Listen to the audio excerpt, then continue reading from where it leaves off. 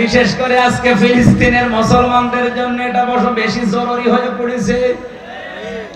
আর ছোট ছোট বাচ্চারা ওই মরুভূমির পাথরের উপরে লিখতেছে, আল্লাহকে চিঠি দিচ্ছে, আল্লাহ ওয়াজআলনি মিন লাদুনকা ওয়ালিয়্যা ওয়াজআলনি মিন লাদুনকা নাসীরা। ইয়া আল্লাহ, আর পারা যায় না, সহ্যের বাইরে চলে গেছে। মা নেই, বাবা নেই, বড় ভাই নেই, বড় বোন নেই, সবাইকে ওরা মেরে ফেলেছে। আমি 2 বছর, 2.5 বছর, 3 বছরের বাচ্চা কি বুঝি? দুনিয়ায় কেউ যখন এগিয়ে আসে না, আমি তোমার কাছে চিঠি লিখলাম, মহান আল্লাহ তোমার পক্ষ থেকে তুমি আমাদের জন্য সাহায্যকারী পাঠাও। এই জন্যই মনে হয় আল্লাহ ইরানের মনটা একটু নরম করে দিয়েছে। বিশ্বের 57টা মুসলমানদের মন যদি এরকম একটু নরম আল্লাহ করে দিত, অন্তত এখনো যেভাবে সাহায্য করছে অনেকেই, প্রত্যেকটা মুসলিম রাষ্ট্র যদি ইমানের দাবি পূরণ করার জন্য সবাই কাশ্মীরের পাশে দাঁড়াতো, আমরা আজাদ কাশ্মীর পৃথিবীতে দেখতে পেতাম। মরার আগে যেন এটা দেখতে পাই যে আজাদ হয়ে গেছে কাশ্মীর। বলেন আল্লাহ পাক যেন এটা দেখে মরার তৌফিক দেন, বলেন আমিন। আমরা যদি আজাদ না হতাম,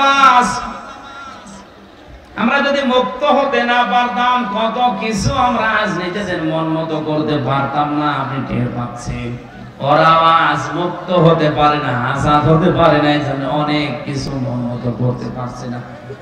মানুষকে আল্লাহ বানিয়েছে মুক্ত জীবন দিয়ে। এটা পাখি না যে খাঁচার ভেতরে ভরে রাখবে।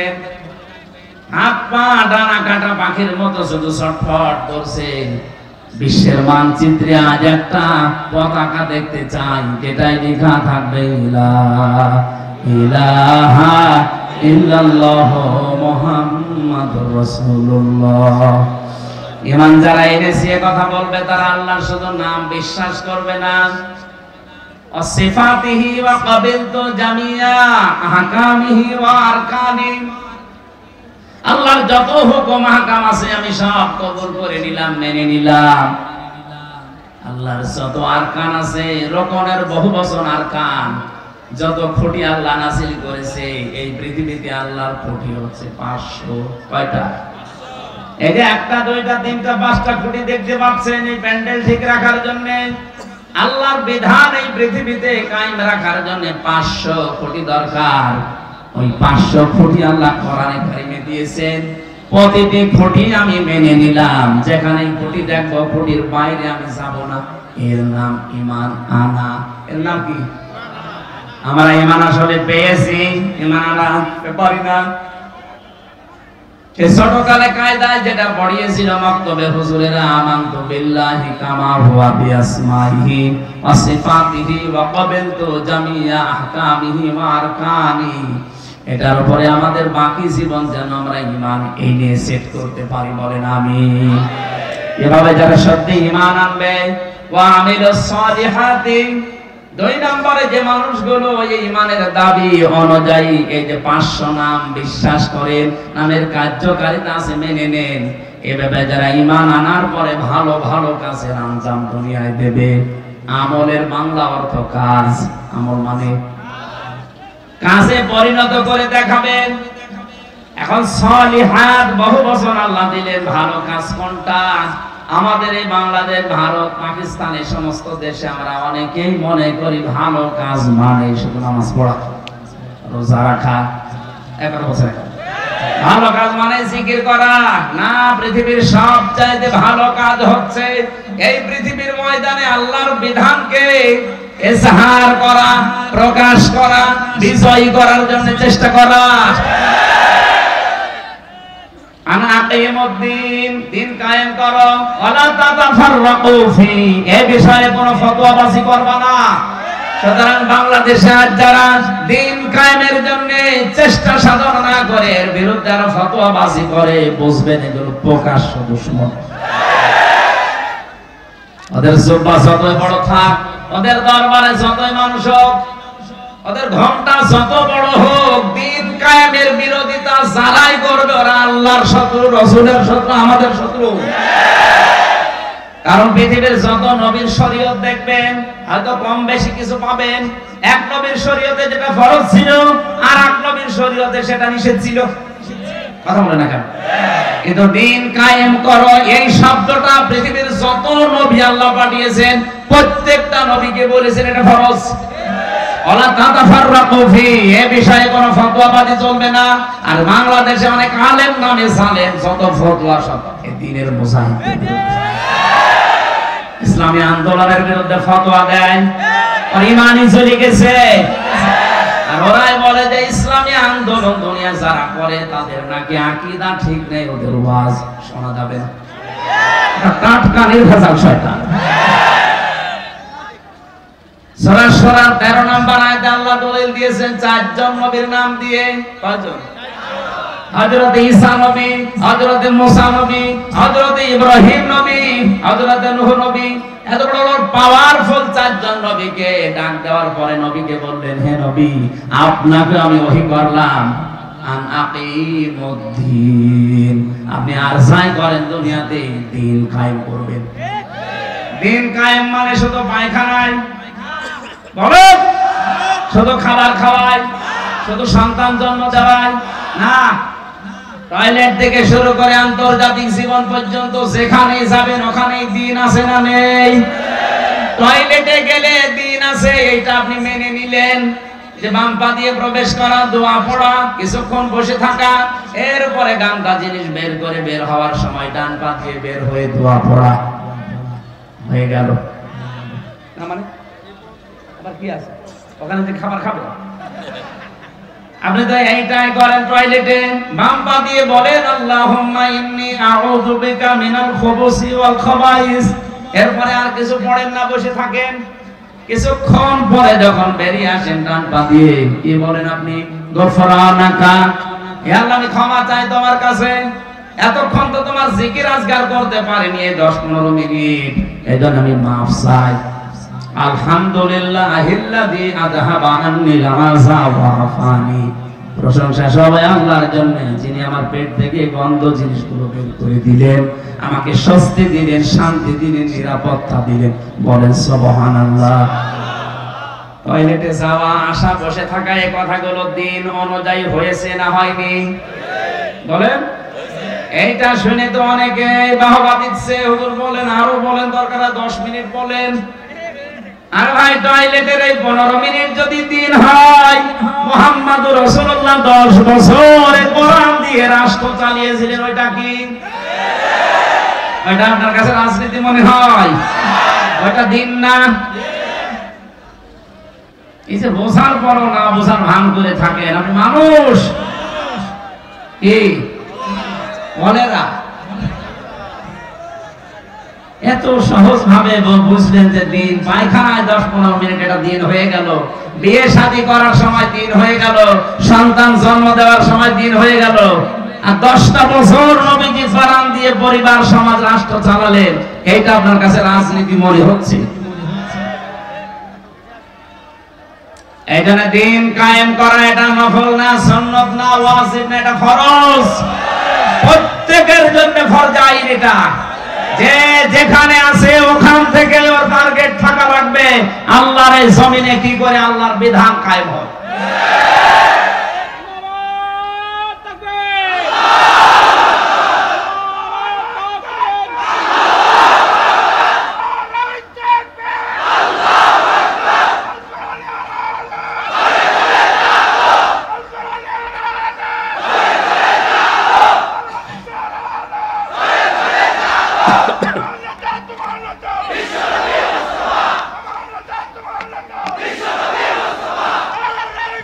আলহামদুলিল্লাহ ভাই।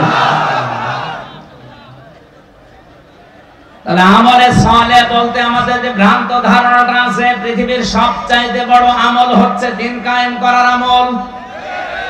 সাহাবায়ে কেরাম এইটা বুঝেছিলেন, এইজন্য 11 বছরের মাজমুবে জীবন দিতে দ্বিধাবোধ করেননি। আর নবীর কাছে যে বলেছেন, হে নবী আপনারা আমার 2 ভাইকে নেন। নবীজি বলেন, তুমি তো ছোট, মাপে বুঝতে চাও না। মাপে বুঝি না, তাতে কি হয়েছে? আপনি শক্তি পরীক্ষা করেন। দেখেন তো ওরা ভালো কাজ বলতে বুঝেছিল আল্লাহর জমিনে দিন কায়েম করা, আর আমরা এই কাজকে দুনিয়ার কাজ মনে করে, এই কাজকে রাজনীতি মনে করে অনেকের ছেলে মেয়ে স্ত্রী নিজেও যেতে চায় না, এদেরকেও যেতে চায় না। আমি আশা করছি আপনার এই ছোট কথা আপনি বুঝেছেন। না বোঝার ভান করে থাকলে এদিকে আসেন, ঝড়ি কোদাল দিয়ে বোঝাচ্ছে। আমল এইটাই পৃথিবীর শ্রেষ্ঠ আমল। আমি এটা তো বানিয়ে বলছি, বলেন। আজ এই দেশের 18 কোটি মানুষের 96% মানুষ যারা মুসলমান দাবি করছে, তাদের ছেলেকে, মেয়েকে, স্ত্রীকে, ভাতিজাকে, ভাইজিকে যদি এই মনে করে দিতাম যে এই ভালো কাজ সবাই মিলে করো নামাজ পড়ার মতো, এদেশে দিন কায়েম হতে আর বেশি দেরি হওয়ার কথা। বলে নামাজও পড়ছেন, রোজাও রাখছেন, হজ করে আসেন, যাকাত দেন, বড় জুব্বা গায়ে দেন, আর দিন কায়েমের জন্য যারা আন্দোলন করে এদের কথা শুনলে আপনার কাছে রাজনীতি মনে হয়? বলে দিন কাল ভালো না, দরকার না। নবীজিকে আল্লাহ জানিয়েছেন, ফালা রাব্বিকা লা ইউমিনুনা হাত্তা ইউহাক্কিমুকা ফীমা শাজারা বাইনাহুম সুম্মা লা ইয়াজিদু ফি আনফুসিহিম হারাজাম মিম্মা কাদাইতা ওয়া ইউসাল্লিমু তাসলিমা। সূরা নিসার 65 নম্বর আয়াত আল্লাহ জানিয়েছেন, হে নবী আপনার রবের নামের কসম। কসম করছেন কে? কার নামে?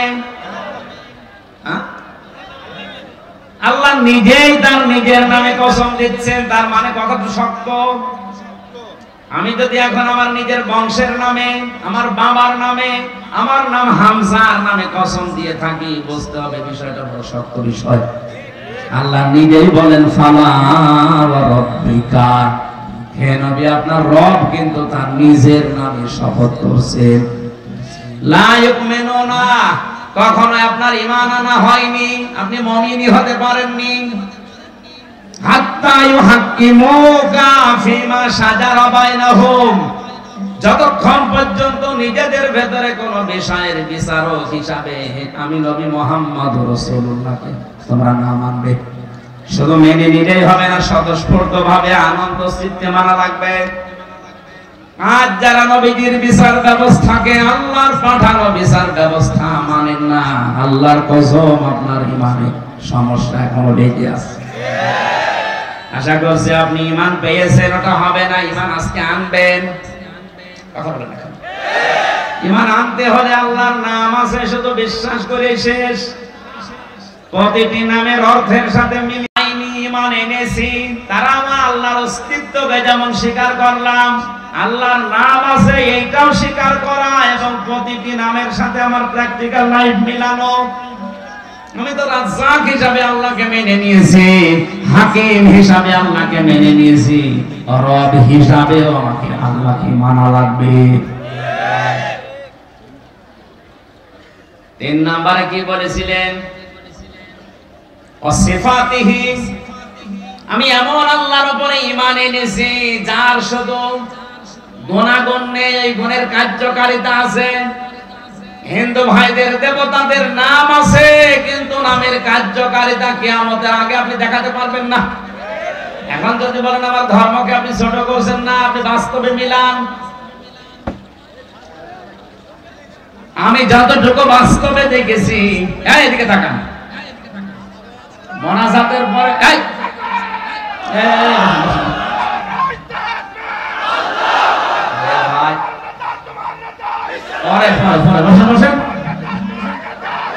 বসিয়ে দিতে পারেন না, পরে পরে কে ছাতা বলছেন আমার নিজেই বুঝে যাচ্ছে, গরমে আমার শরীরের পর হয়ে যাচ্ছে, আর ওরা একবারে শুরু করেছে। মোনাজাতের পরে ওই যে কি ভেঙে পড়ে গেল না, ওইটা 10 মিনিট সময় দেওয়া হবে, দেখে বাড়ি যাবে নাকি? ভাই একটা বাঁশ ভেঙে পড়ে যাচ্ছে, এইটা দেখার জন্য যদি আপনি কোরআনের আলোচনা বাদ দিয়ে ওইদিকে তাকাতে পারেন, আমার তো মনে হয় এখন যদি এমনি পরিমণি হেঁটে যেত, আপনি আমারে বাদ দিয়ে ওইদিকে ছুটেছেন। বলছে ঠিক।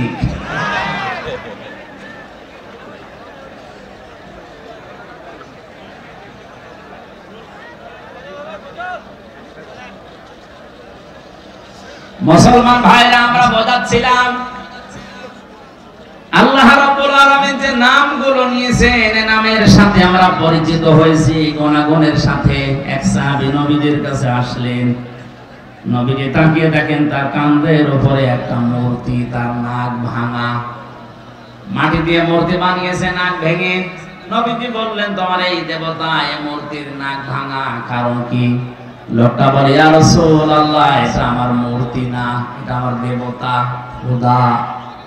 এটা সব সময় আমি সঙ্গে রাখি, না জানি কখন কোন বিপদে পড়ি। বিপদ থেকে বাঁচার জন্য আমি সব সময় সাথে রাখি। হঠাৎ আমার প্রসাব পায়খানার প্রয়োজন দেখা দিয়েছে, খোদাকে নিয়ে তো আর পায়খানায় যাওয়া যায় না। এই জন্য রাস্তার পাশে রেখে আমি কাম সারতে গেলাম, এসে দেখি ওর মাথা থেকে পা পর্যন্ত পুরা ভিজা। মনে করলাম খোদার গা ভিজা, না জানি কোন রহমত বরকতের পানি হবে। জহব্বা বের করে চাটলাম, খাইলাম, দেখে একটা ঝাঁজ কেমন গন্ধ গন্ধ টক টক লাগে। চিন্তা করলাম রহমতের পানি, বরকতের পানি, টক টক লাগবে কেন? আরে ঝাঁজ এরকম একটা উদ্ভট গন্ধ কেন? পাশে তাকিয়ে দেখি একটা কুকুর ওর নিচ দিয়ে পানি টপকাচ্ছে। এবার টের পেয়েছি কোন রহমতের পানি। আমার মেজাজ গেল খারাপ হয়ে, ওর দিকে তাকিয়ে বললাম, তুই খোদা না খুদা? কুকুরের প্রসাব থেকে নিজের বাঁচাতে পারো না, আমি বিপদে পড়লে আমার বাঁচা বাকি দিয়ে। রাগ করে করে দিয়েছি এক আসার, ওর নাক ভেঙে গেছে। নবীজি বলেন, আমার কাছে কেন এসেছ? লোকটা বলে, ইয়া রাসূলুল্লাহ, এদের অসারতা, এদের কল্প কাহিনী, এদের মিথ্যাচার, এদের অজ্ঞতা, এদের সব আমার কাছে এখন স্পষ্ট। এরা কিচ্ছু করতে পারে না, বেকার আমি সময় নষ্ট করেছি। আজকে আমি আলোর সন্ধান পেতে চাই, মেহেরবানি করে আমি আপনার কাছে কালেমা পড়তে চাই, পড়িয়ে দেন।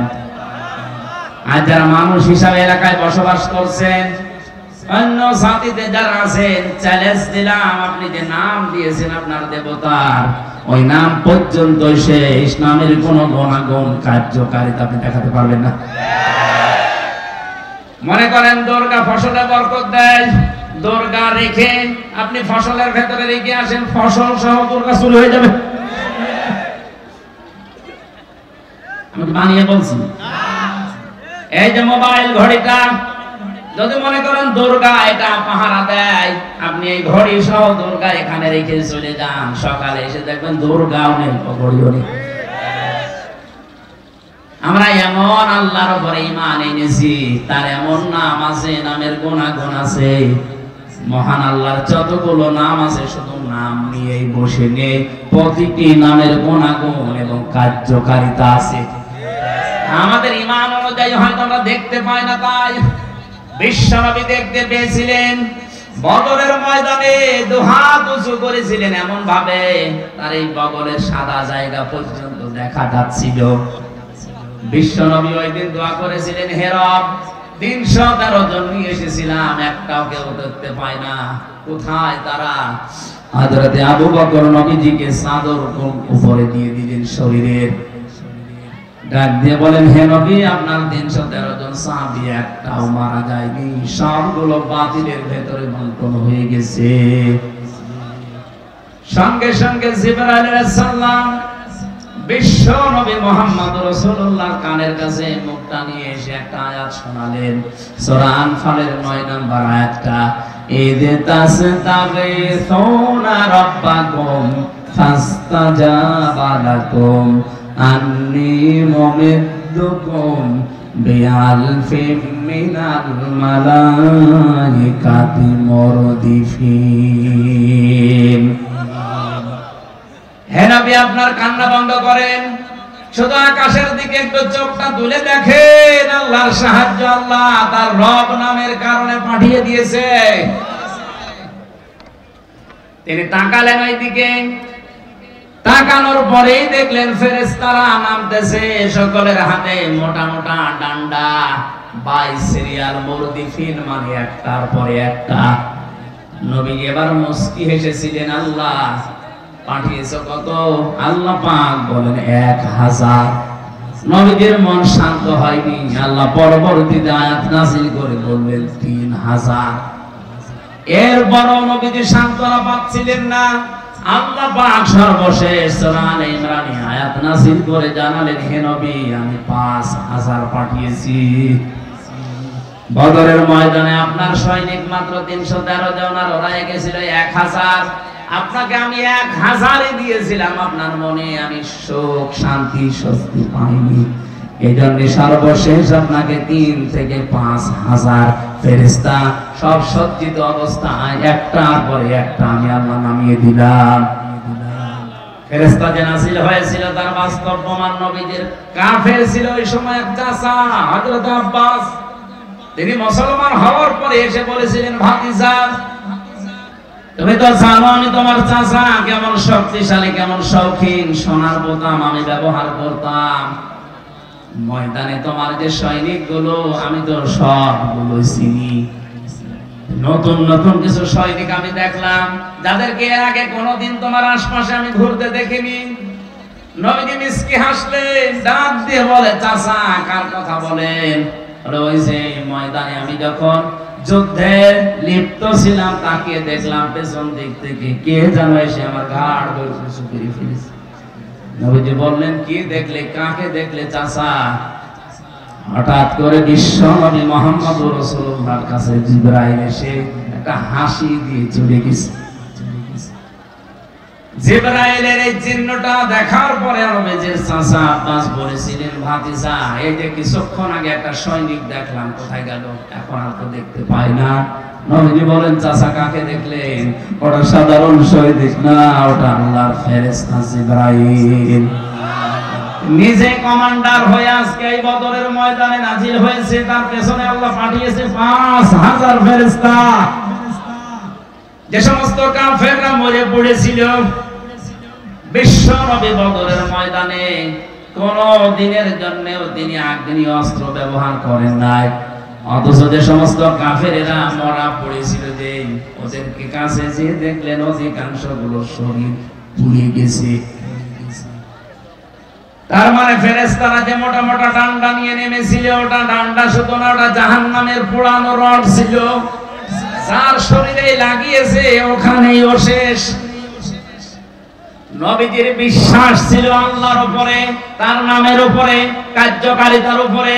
আল্লাহ বিশ্বাস অনুযায়ী পাঠিয়েছিলেন ফেরেশতা। আমাদের ওই পর্যায়ে যায় না, এজন্য ফেরেশতাও আসে না, আমরা দেখতেও পাই না।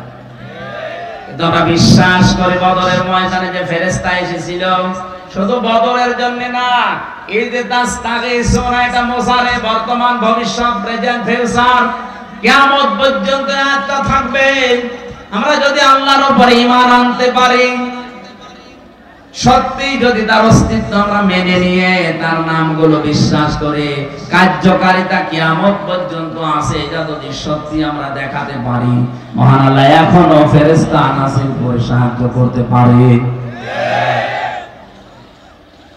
আল্লাহ আমাদেরকে কোরআনে কারিমের আয়াতের বাস্তব কিছু যেন দুনিয়ায় দেখান, বলেন আমিন। আমির সালিহাত হচ্ছে না আপনার ঈমান অনুযায়ী, এজন্য ভালো কাজ এখান থেকে শুরু করা দরকার। আজকে দিনের বেলায় মাহফিল ছিল দিনাজপুরের কাহারো, ওখানে এই ফাস্তা সাহারাহুর ব্যাখ্যা করতে যে ফাহাল্লা হালালাহু ওয়া হারামা হারামাহু, কি করে আমরা আজ হালালকে হালাল জানার পরও মেনে নিতে পারি না, হারামকে হারাম জানার পরও ছেড়ে দিতে পারি না, কেন পারি না, ওর ব্যাখ্যা দিয়েছিলাম।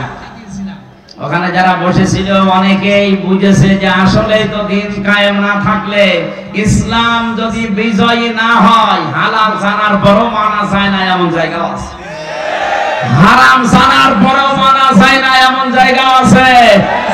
সব যোগ্যতা আমার আছে, ফার্স্ট ক্লাস ফার্স্ট আমি। এরপরও বিশ্ববিদ্যালয়ে ঢুকতে হলে শিক্ষক হিসাবে 35 লক্ষ টাকা আল্লাহর ওলিকে দেওয়া লাগবে। এটাকে আমি বেশি বলে ফেললাম? এই যে 40 লাখ টাকা নিয়ে বসে আছে, হবে না। অথচ এর চাইতে যার রোল নাম্বার ছিল 72, 82টা ছেলে মেয়ে, 72 রোল নাম্বার তার 40 লাখ টাকার কারণে হয়ে যাচ্ছে এই চেয়ারে বসে আরো অবৈধ কাজ সে করার সুযোগ পাবে। আরে ফার্স্ট ক্লাস ফার্স্ট এর দেবে না, কারণ এর মা মানে এই যে জানার পরও আমরা হারামকে হালাল হারাম বলে ছেড়ে দিতে পারছি না, এরকম পরিবেশ দেশে শুধু এইটাই আর নেই। আজকট কাটাচ্ছে যান, আদালতে যান, 3টা বছর তো আমি দেখলাম, আমার তো মনে হয় আদালতের ইট পর্যন্ত টাকা চায়। বিশ্বাস হচ্ছে না, ঠাকুর কার আদালতে যান, কোর্টের ইট পর্যন্ত বলবে 10 টাকা দিয়ে মেহমান ঘুরে গেছে।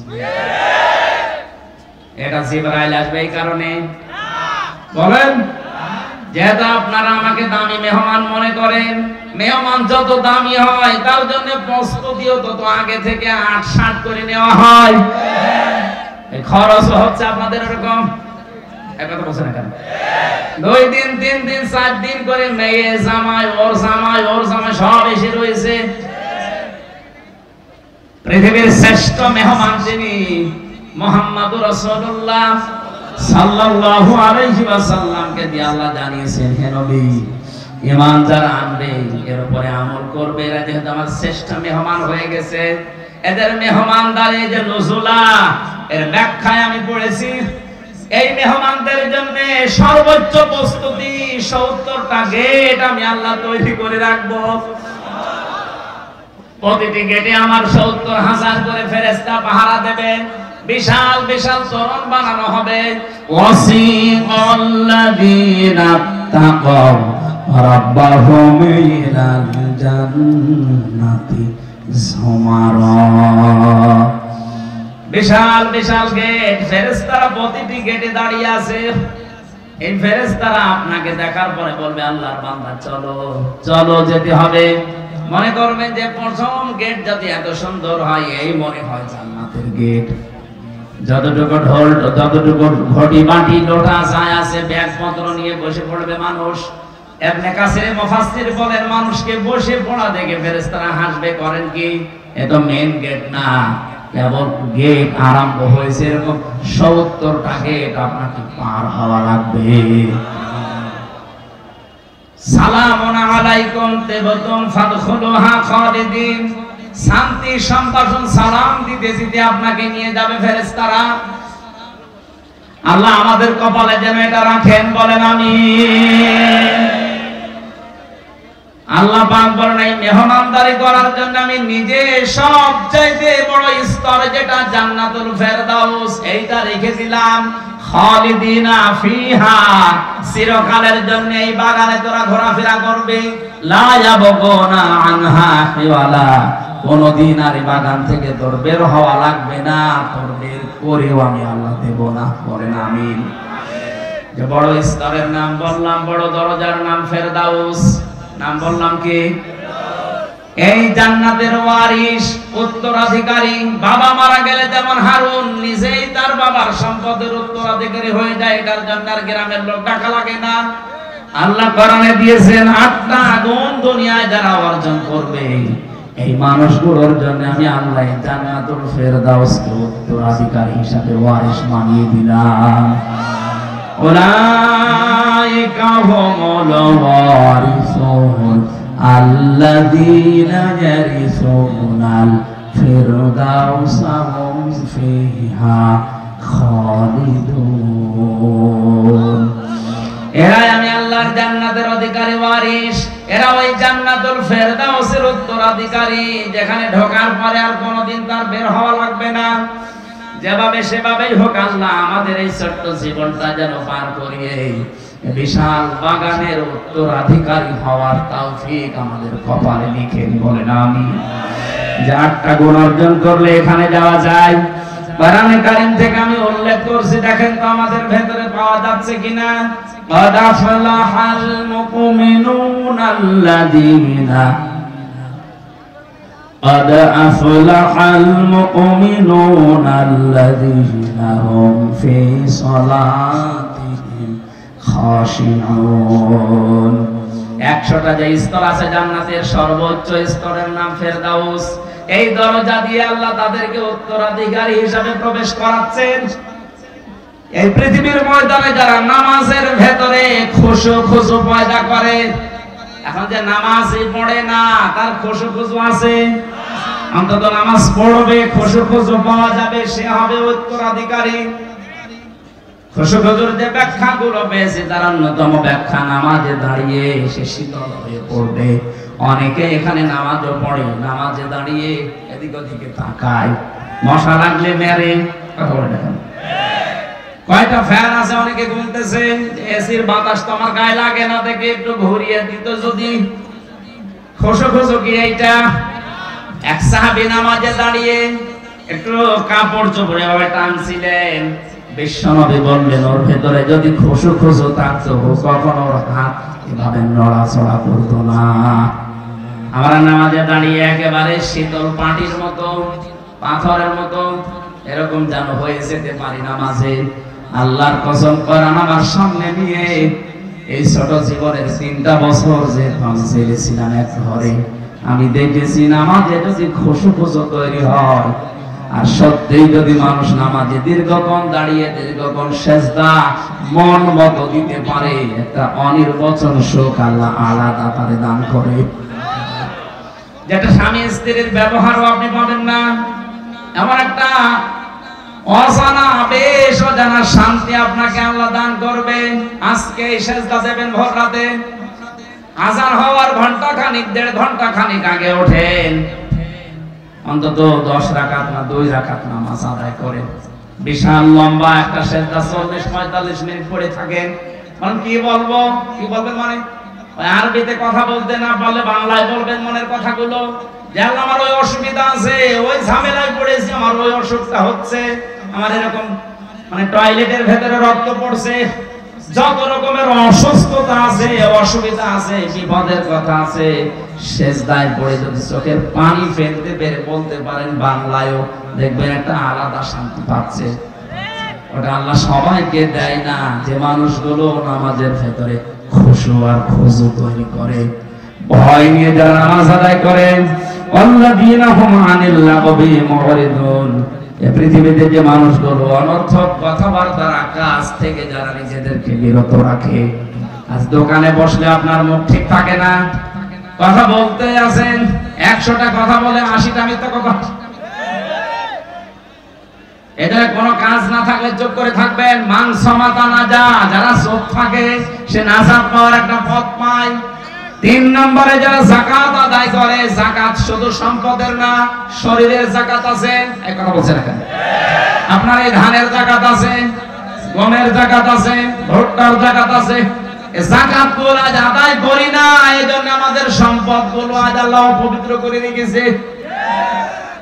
উত্তরাধিকারী জান্নাতুল ফেরদাউসের হতে হলে যাকাত শরীর থেকে শুরু করে প্রতিটি জিনিসের আদায় করতেই হবে, মাস্ট বি। 4 নম্বরে যারা যৌন অঙ্গকে হেফাজত করে রাখে, এটা নষ্ট করার জন্য আকাশ সংস্কৃতির নামে সূক্ষ্ম সূক্ষ্ম ষড়যন্ত্র চলছে।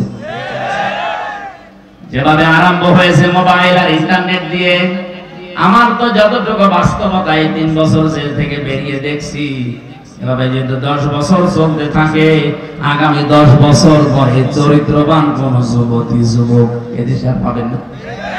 বিয়ের আগে সব নষ্ট হয়ে যাবে।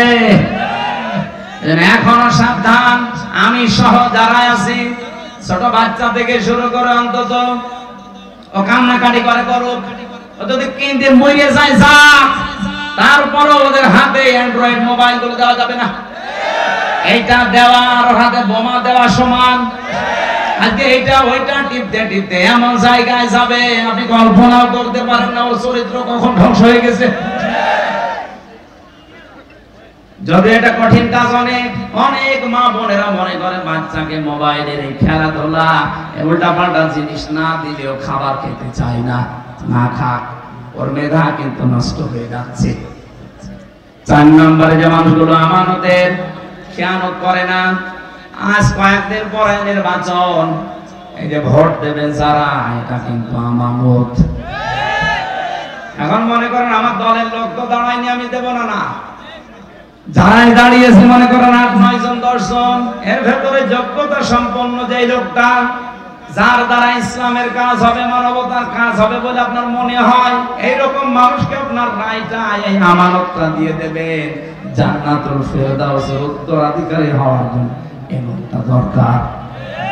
এরপরে আমি পেয়েছি, অঙ্গীকার পূর্ণ করতে হবে। ওয়াদা যদি কারো সাথে দেয়, আজ এখানে আমি আসার আগে যারা যারা ওয়াদা দিয়েছে যে বাড়িতে বাড়িতে কেউ বয়ের বসিয়ে দেব, বিশাল গরু গাড়ির চাকার মতো জিলাপি কিনে দেব, কত রকমের ওয়াদা কত মানুষ করে, অথচ ওয়াদাকে কিছু মনে করে না। পাশ করার পরে সব ওয়াদা ভুলে যায়। ওনার জন্য জান্নাতুল ফেরদাউস হারাম হয়ে যাবে। ওয়াদা ঠিক রাখবেন, ওয়াদা যদি করেন, আর যদি ওয়াদা করতে না পারেন, ঠিক রাখতে না পারেন, করবেন না। এরপরে আছে নামাজের যত্নবান হওয়া। আল্লাহ রাব্বুল আলামিন কোরআনে কারিমে এই যে গুণগুলো দিয়েছেন, যদি কেউ অর্জন করতে পারে, মহান আল্লাহ তাকে বিশাল ফেরদাউসের উত্তরাধিকারী হিসাবে কবুল করে নেবেন। আমি সব প্রত্যেকটি মানুষকে আল্লাহ যেন এটা কবুল করেন, আমিন। দ্বিতীয় নম্বর দরজার নাম পেয়েছিলাম জান্নাতুল মাওয়া। আমা আদরাকা মা ইল্লিয়ুন। হে নবী, আপনাকে ওরা জিজ্ঞাসা করে ইল্লিন কি, বলেন এটা একটা জান্নাত, এর উপরে আর নিচে জান্নাতুল মাওয়াটা সাজানো আছে। দুনিয়াতে যে মানুষগুলো আল্লাহকে ভয় করে সব অন্যায় কাজ থেকে নিজেকে বাঁচিয়ে রাখতে পারে, তার জন্য জান্নাতুল মাওয়া আল্লাহ রেখে দিয়েছেন। আল্লাহ আমি সব প্রত্যেকের জন্য যেন জান্নাতুল মাওয়ার ব্যবস্থা করেন, আমিন। দারুল মাকাম আছে, দারুল করার আছে, দারুল খোলদ আছে, তখন একটা একটা করে 100টার বর্ণনা আমি পেয়েছি কোরআনে কারিমে। আল্লাহ যে একটা সর্বোচ্চ স্তর ফেরদাউস, আমি সব প্রত্যেকের উত্তরাধিকারী হওয়ার তৌফিক দান করেন, আমিন।